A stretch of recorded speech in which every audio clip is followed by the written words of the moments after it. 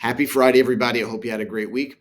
Jury's still out on the question I asked on Monday is if the market's like a midweek day off. Of course, Wednesday was Juneteenth, and although I've come to find out that most things are not closed since I got a lot of errands done, it is a banking holiday, so I did get a few comments from you that with the markets as strong as they've been the past couple of weeks and months, I did get a few surprise messages that their accounts did not move either up or down during Wednesday. Rare midweek and not something to get used to. Today is June 21st, 2024, and this, of course, is your Friday planning video.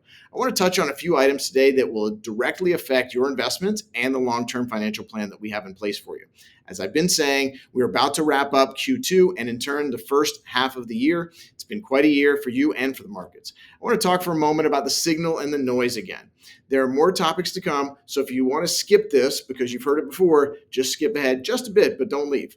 This market and the market news has been very, very noisy. And if you watch it or even read it, it's easy to get caught up in it. There's an uneven movement to these markets these days, and I will leave that to the Monday market updates. But I want to remind you that where there is more signal than noise is not in that news.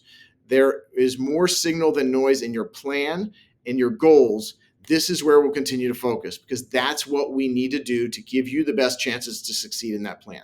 A few items that we should review as we go into the second half of the year. These are important items that we view as potential problems that we can come up with solutions that will, again, give you the best chance of success. Just to be sure, I want to note again that I do not give personal tax or legal advice, but the team that you can assemble to work on your plan, it works best when we are able to work together. I had a great call with one of your estate planning attorneys yesterday. This is what will allow us to work together on your behalf. Let's talk about the longer term and one of the biggest fears in financial planning, that's healthcare costs. The surveys are clear. In the macro, so many people are worried about outliving their assets. What will I do if I run out of money? We're going to talk about that how to try to avoid that in just a moment. But on the micro level, healthcare costs are at the top of people's fear list in the financial planning process. We know that some people are even resort to maintaining their employment so that they can stay on the corporate plan. As you can imagine, this is a hard conversation, but it is one that happens more and more. Healthcare costs can be addressed in many ways, and I want to note that long-term care insurance is one of those ways. This is a way, using insurance, as the name implies, to leverage your assets to get a certain amount of your long-term care costs met. The details here are beyond the scope of the video. I'm going to try to work out a special short video for this topic soon, but please note we'll discuss this in our meetings. The next item I want to talk to you about is the company pensions that you have. Oh, wait, you don't have those? Oh, right. Unless you're in public service or in some union still, you no longer have that pension out there for your retirement. I will say if you want to look at one reason job loyalty may be lower than ever before, maybe this is one reason. But we know that per a study that we spoke about just a few weeks ago, the new generation of retirees, those that are about to enter retirement, they don't have the pension that their parents had.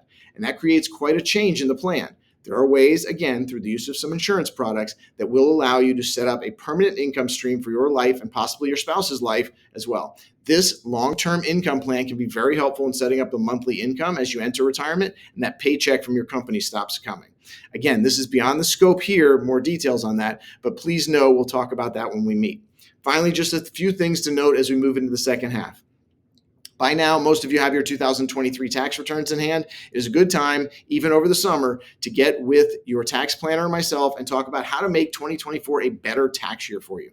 There is still 6 months left, and yet there is only 6 months left to implement any plans that we can come up with. I have some ways to look at them over and help you come up with some questions that we can share with your tax planner. So again, expect this in our meetings.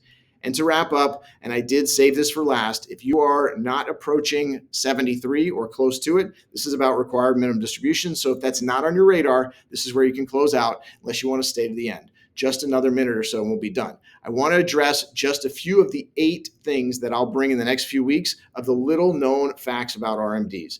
Many of these you already know since I've told you about them, but there is often some things that we didn't know. Here are a few to whet your appetite.